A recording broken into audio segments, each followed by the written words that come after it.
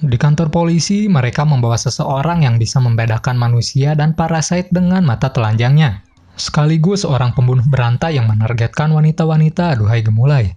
Dia bernama Uragami. Mereka pun di sana sudah menyiapkan peserta termasuk Shinichi yang akan dicek oleh Uragami. Di sini, Shinichi diikut-sertakan karena detektif Hirama agak mencurigai Shinichi yang selalu terlibat dalam kasus parasit berada. Mereka pun bergiliran dihadapkan dengan Uragami dan belum ada satupun yang terdeteksi. Di saat giliran Shinichi, Uragami merasakan ada sesuatu di tubuh Shinichi namun samar-samar. Lalu Uragami beranggapan bahwa itu hanya perasaannya saja. Shinichi pun lolos dari pengecekan dan pulang. Di perjalanan, Migi mendeteksi ada parasit di daerah mereka berada, dan Shinichi pun mendatanginya. Di sana sudah ada parasit yang sedang memakan manusia. Tanpa basa-basi, Shinichi dengan songongnya langsung menghabisi parasit itu dengan tangannya sendiri. Ya, berkat penggabungan tubuh Migi yang disalurkan ke jantungnya membuat Shinichi berevolusi edan.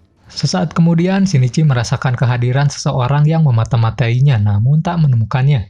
Dia bernama Kuramori, seorang jurnalis dari kepolisian berstatus duda yang disuruh oleh Tamiya Ryoko yang dimana si Kuramori ini tak tahu bahwa Tamiya Ryoko seorang parasit juga.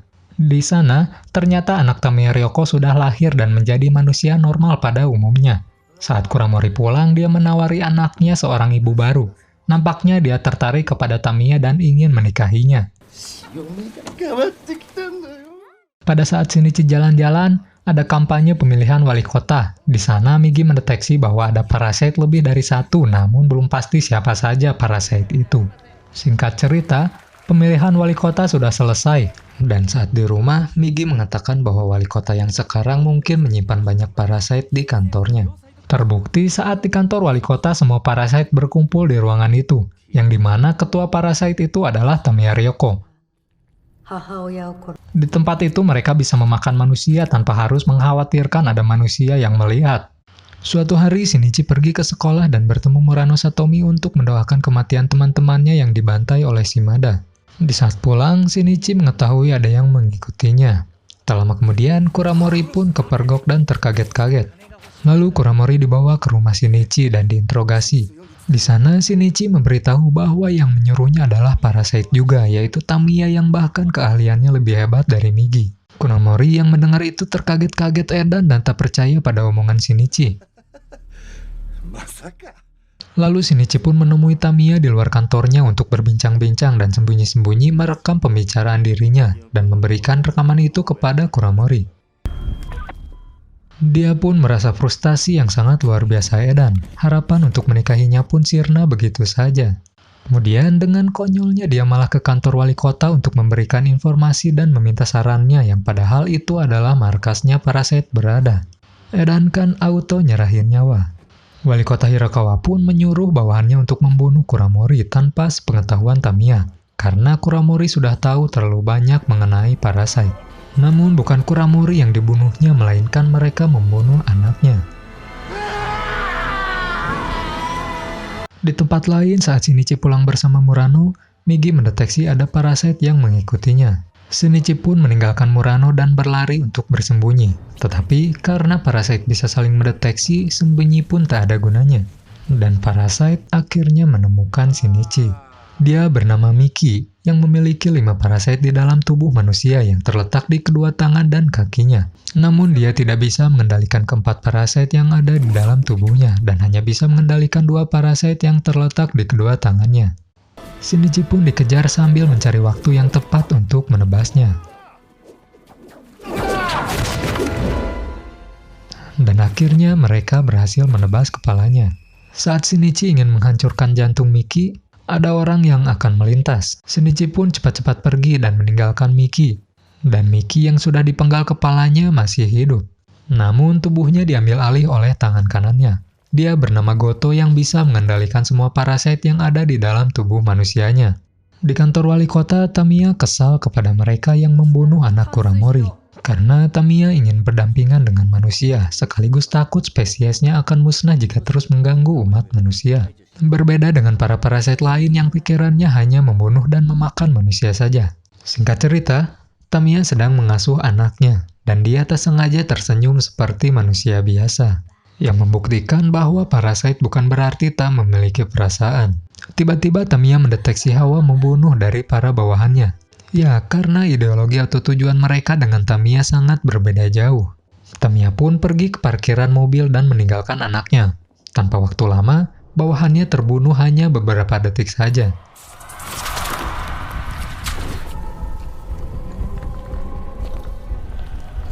Lalu saat Tamiya kembali, anaknya sudah tak ada dan ada surat di ranjang anaknya. Kuramori membawa anak Tamiya ke kebun binatang. Lalu detektif Hirama menelpon Kuramori karena tak ada kabar darinya dan akan membujuk untuk mengurus insiden kematian anaknya bersama-sama. Namun Kuramori mengatakan bahwa dia akan mengurus insiden anaknya sendiri dengan membunuh anak Tamiya. Beruntungnya tim detektif Hirama berhasil melacak lokasi Kuramori dan langsung menuju ke lokasinya. Di sisi lain, Tamiya ke rumah Shinichi namun tak ada. Dan di sana Tamiya bertemu dengan Murano yang baru datang mencari Shinichi juga karena teleponnya tak diangkat-angkat. Tamiya pun meminta nomor Shinichi, lalu menelpon Shinichi dan langsung diangkat. Apakah Shinichi suka yang janda-janda berambut panjang dengan tubuh slim maksimal? Tamiya pun langsung mengajak Shinichi untuk bertemu karena ada sesuatu yang akan ditunjukkan kepadanya. Lalu Tamiya memberikan lokasi pertemuan antara dirinya dengan Kuramori. Tamiya pun pergi meninggalkan Murano. Bisa kita lihat, itu adalah muka-muka kecemburuan yang sangat mendalam. Lalu Murano pun menyusul tanpa tahu alamat jelasnya. Di tempat lain, hal yang tak diinginkan Tamiya pun terjadi, yang dimana para polisi akan melakukan operasi SAT atau tim serangan khusus yang akan membantai Parasite di gedung tempat wali kota berada. Informasi mengenai kelompok Parasite tinggal ternyata sudah bocor. Di sana para polisi sudah memiliki alat pendeteksi Parasite.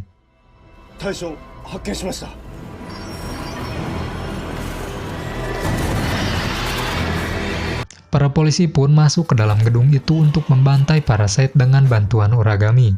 Lalu para polisi sampai di tempat Hirokawa yang dicurigai sebagai Parasite. Tetapi sebelum dibunuh, Hirokawa sempat mencurahkan isi hatinya kepada para polisi, lebih tepatnya menceramahi umat manusia. Setelah bertahun-tahun ceramah, dia akhirnya ditembak mati, dan ternyata Hirokawa yang selama ini bergaul dengan Parasite adalah manusia biasa. Tak lama kemudian, Goto muncul dengan rambut dipomade bermerek Black yang dijual di langganan tukang cukur saya. Di sana Goto mengeluarkan niat membunuh kepada para polisi yang ada di ruangan itu. Uragami yang mengetahui bahwa Goto bukan Parasite biasa langsung lari terkecerit-kecerit dari sana. Di sana Tamiya sudah bertemu dengan Kuramori dan langsung beradu mulut.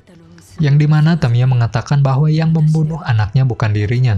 Namun Kuramori tak mau tahu tentang itu, dan hanya ingin membalas dendam untuk membuat Tamiya merasakan bagaimana rasanya kehilangan anak yang disayanginya. Shinichi pun datang dan langsung membujuk agar Kuramori tak membunuh anak Tamiya, namun tak berhasil. Detektif pun baru datang ke lokasi saat Tamiya memohon untuk mengembalikan anaknya yang dibawa Kuramori. Namun Kuramori tak bergeming dengan niat membunuhnya. Saat Kuramori akan melemparkan anak Tamiya, Tamiya langsung menusuk dada Kuramori dan membawa anaknya.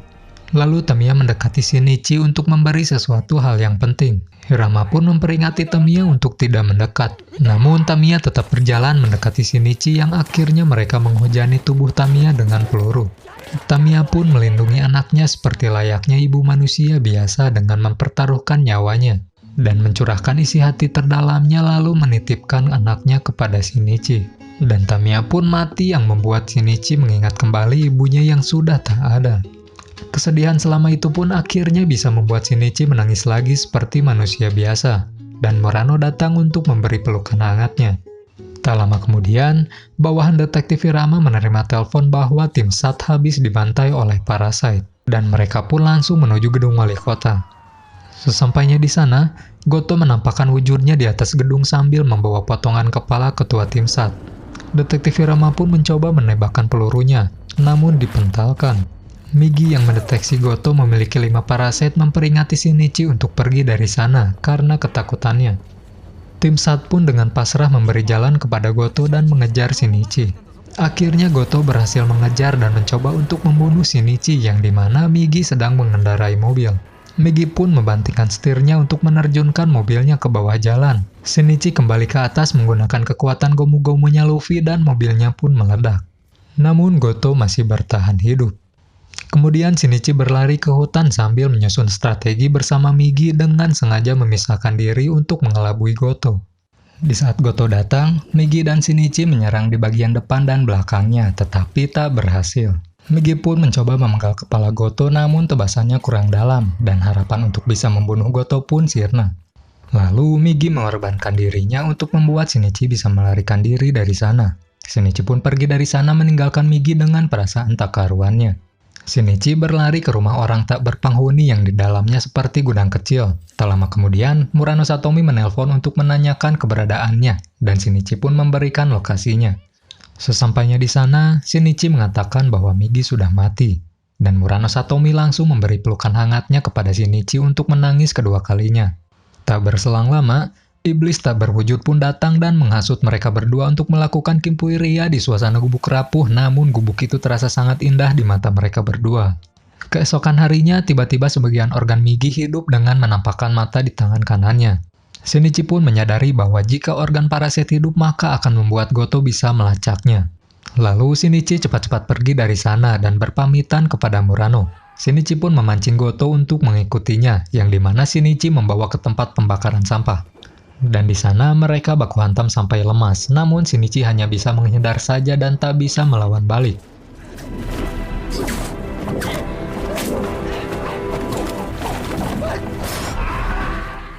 Sampai akhirnya, Shinichi bisa menusukkan besi berkarat yang ada di sana. Saat Goto menyerang, tiba-tiba tangan kanan Shinichi dengan Goto saling bersentuhan, yang ternyata itu adalah Migi yang tertidur di dalam tubuh Goto. Dan terbangun karena merasakan bahaya di dalam tubuh Goto berkat Shinichi yang tak sengaja menusukkan besi beracun. Parasit yang ada di dalam tubuh Goto pun semuanya berontak karena merasakan kesakitan, dan akhirnya mereka hancur berkeping-keping. Lalu Shinichi membuang sisa tubuh Goto ke pembakaran. Hari-hari pun sudah damai seperti sedia kala. Tetapi Migi mengatakan bahwa sudah saatnya untuk berpisah karena akan selalu ada masalah jika terus bersamanya. Dan Migi akan tertidur yang tak tahu kapan dia akan terbangun dari tidurnya. Dan Migi pun tidur sambil menyuruh Shinichi untuk melupakannya. Beberapa tahun kemudian mereka melakukan aktivitas seperti biasa. Di sana Shinichi bersama dengan Murano akan melihat anaknya Tamiya. Setelah selesai, Shinichi pun membeli minuman sendiri dan Murano menunggunya. Saat Shinichi kembali, Murano sudah disandra dan dibawa oleh Uragami ke atap gedung. Uragami menyandra Murano karena ingin membuat Shinichi menunjukkan jati dirinya sebagai monster. Saat Shinichi akan mengungkapkan jati dirinya, Murano menyangkalnya bahwa Shinichi adalah manusia. Uragami pun langsung melemparkan Murano dan Shinichi menghajar Uragami sekaligus menyelamatkan Murano. Namun tangannya hanya bersentuhan saja dan tak berhasil menggenggamnya. Lalu Migi datang di alam bawah sadar Shinichi, dan keajaiban pun terjadi, yang dimana Shinichi berhasil menggenggam tangannya Murano, dan film pun berakhir. Oke, sekian dulu, sampai jumpa dan sampai bertemu lagi di YouTube film selanjutnya.